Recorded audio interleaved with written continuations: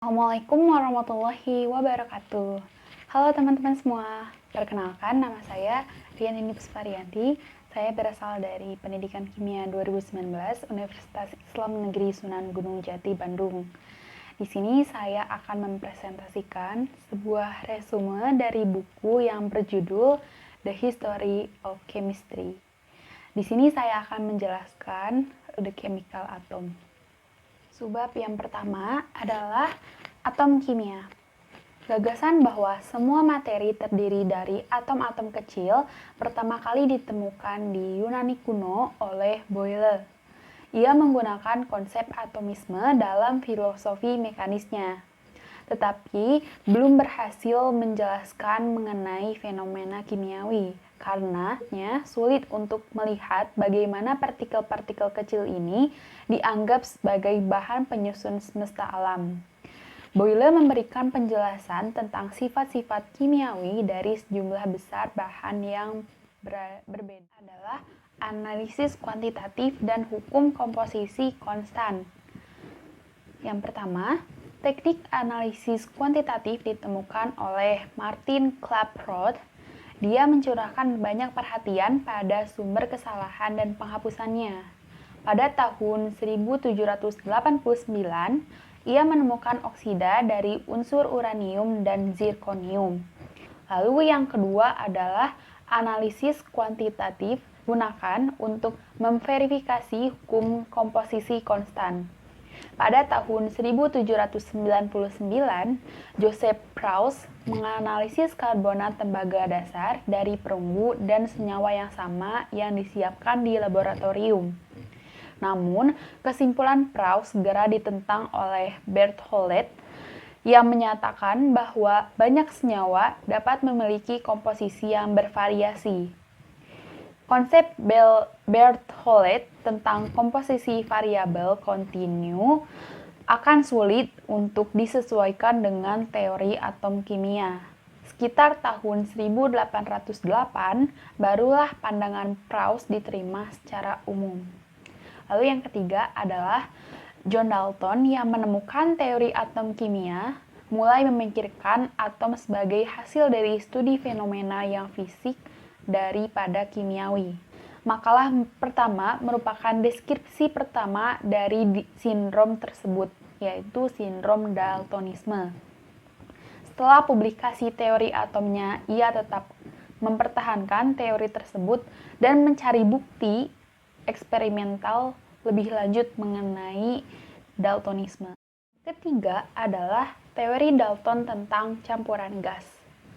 Awalnya, Dalton menggunakan gas yang sangat mirip dengan yang digunakan oleh Newton. Dia menunjukkan bahwa jika gaya tolak berbanding terbalik dengan jarak antar partikel, maka tekanan sejumlah gas tetap berlipat ganda ketika volumenya dibelah dua, sesuai dengan hukum Boyle. Dalam campuran gas, setiap konstituen harus memberikan tekanan yang sama seperti jika ia menempati volume itu sendiri.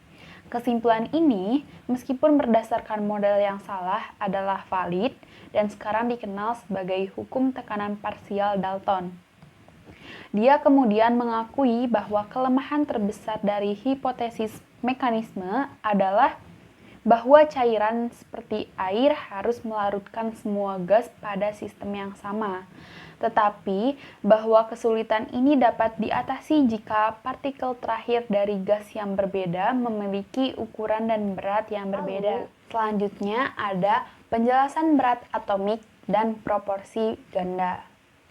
Teori atom kimia yang lengkap pertama kali diberikan pada tahun 1807 oleh Thomas Thomson dalam edisi ketiga dari System of Chemistry miliknya.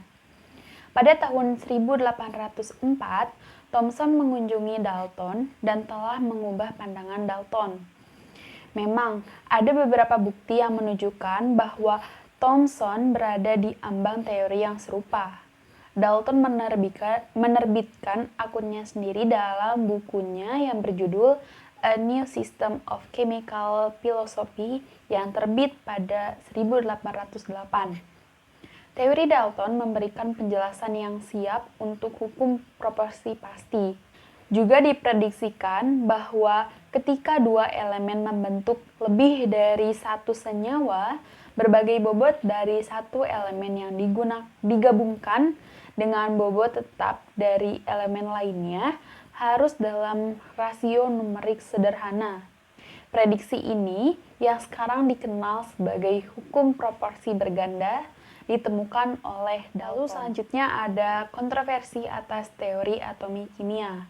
Yang pertama, pada tahun 1808, William Hyde Wollaston mengumumkan bahwa ia telah berhasil membuat 3 garam dengan mereaksikan asam oksalat dengan basa. Jumlah asam yang bereaksi dengan jumlah basa tertentu berada pada rasio 1:2:4. Wollaston tidak dapat membuat garam di mana asam dan basa bereaksi dalam rasio 3:1. Dan dia berspekulasi bahwa kombinasi atom asam dan basa dapat menghasilkan pengaturan yang tidak stabil. Wollaston terus berpikir dalam istilah struktural. Pada tahun 1812, ia memperluas gagasan bahwa Dalton telah maju dalam sistem baru di mana geometri kristal dijelaskan dalam istilah pengemasan reguler partikel bola. Gambarnya tertera pada PPT. Pada tahun 1814, Wollaston mengusulkan agar bobot yang setara digunakan sebagai pengganti bobot atom. Richter telah menghitung ekuivalen untuk asam dan basa, dan Wollaston memperluas konsepnya dengan memasukkan garam dan elemen individu. Wollaston menganggap upaya menghitung berat atom dari menggabungkan bobot adalah sia-sia, karena tampaknya melibatkan asumsi sewenang-wenang mengenai rasio di mana atom bergabung. Pandangan Wollaston memiliki pengaruh yang besar, dan banyak ahli kimia yang menggunakan bobot yang setara daripada bobot atom. Lalu yang kedua adalah sebuah karya penting yang tampaknya menjelaskan rasio gabungan atom setidaknya dalam reaksi gas disajikan pada tahun 1808 oleh Gay-Lussac. Telah diketahui bahwa hidrogen dan oksigen digabungkan dalam rasio 2:1 berdasarkan volume, dan Gay-Lussac menemukan bahwa dalam reaksi lain terhadap rasio bilangan bulat sederhana antara volume reaktan dan gas produk.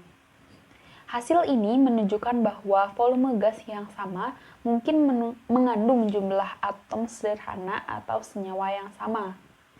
Namun, ada masalah dalam mempertemukan teori atom dengan hukum penggabungan volume. Dalton tidak pernah menerima validitas karya Gay-Lussac. Pada tahun 1811, Amadeo Avogadro dari Italia mendemonstrasikan bagaimana teori atom Dalton dan hukum Gay-Lussac dapat direkonsiliasi. Dia mengusulkan bahwa partikel unsur gas dapat dipecah menjadi 2 saat terlibat dalam reaksi kimia. Namun, penerimaan ide Avogadro terhalang oleh terminologi yang agak sulit. Banyak ahli kimia juga yang merasa sulit untuk menerima bahwa partikel dasar unsur gas mengandung lebih dari satu atom. Termasuk ilmuwan kimia yang paling berpengaruh pada masa itu adalah Swedia Jöns Jacob Berzelius. Dengan teori dualistiknya menghalangi kombinasi atom identik. Akibatnya, hipotesis Avogadro diterima dengan buruk oleh orang-orang sejamannya dan tidak banyak diperhatikan oleh komunitas kimia sampai tahun 1860. Lalu selanjutnya ada Berzelius dan berat atomik. Pada tahun 1813, Berzelius mengusulkan sistem simbiolisme kimia yang menjadi dasar dari notasi yang digunakan saat ini. Dia menyarankan agar satu volume elemen diwakili oleh huruf awal dari nama latinnya yang ditulis sebagai kapital. Meskipun Berzelius menentang konsep Avogadro tentang molekul penyusunan, ia menjadi pendukung setia teori atom Dalton. Berzelius menerbitkan 3 tabel berat atom pada tahun 1814, 1818, dan 1826. Nilai dalam tabel terakhirnya dalam banyak kasus sesuai dengan yang modern ketika dihitung ulang berdasarkan O sama dengan 16. Namun Berzelius menggunakan standar O sama dengan 1. Karena Berzelius tidak dapat menerima konsep Avogadro tentang molekul penyusun misalnya N2, ia tidak dapat menerima sepenuhnya persamaan prinsip jumlah volume yang sama dari partikel Avogadro. Tetapi, dia menerima bahwa prinsip tersebut berlaku untuk elemen yang berbentuk gas. Oleh karena itu, dia mempresentasikan kombinasi hidrogen dan oksigen sebagai 2H plus O dan dengan cara ini, dia mampu untuk menetapkan rumus yang benar untuk air dan senyawa lain yang terbentuk dari gas. Lalu yang terakhir adalah hipotesis Prout. Pada tahun 1816, William Prout menerbitkan hipotesisnya bahwa semua materi pada akhirnya terdiri dari hidrogen.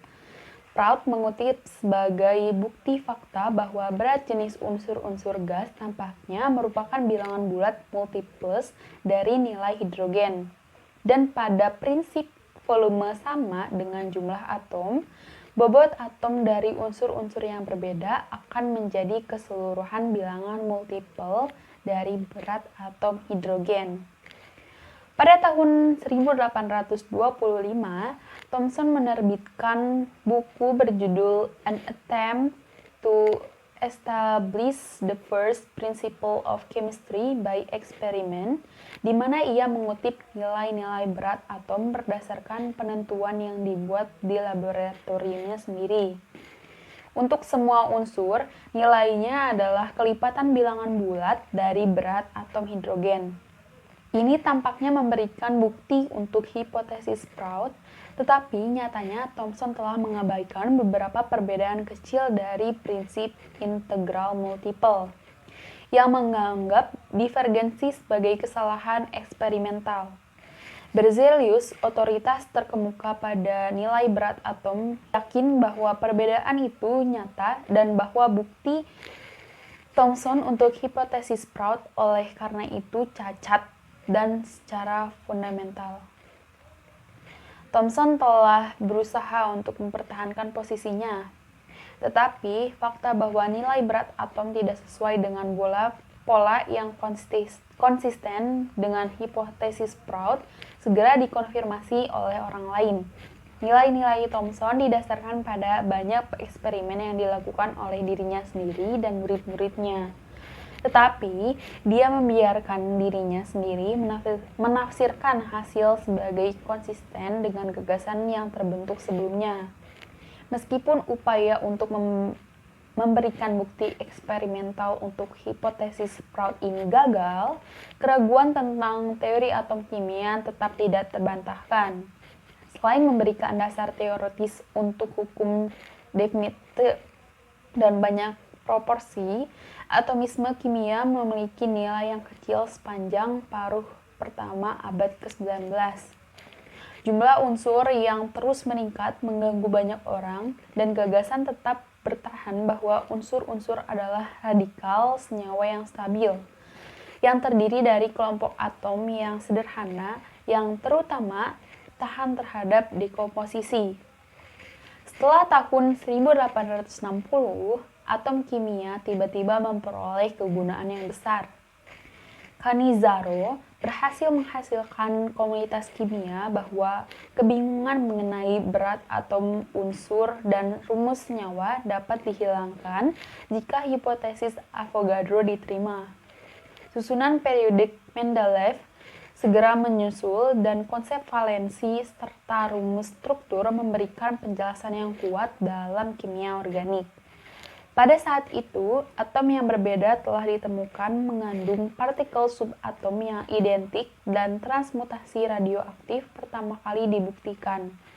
Pada tahap itu, pendukung teori Dalton maupun mereka yang percaya pada kesatuan dasar materi dapat dipuaskan.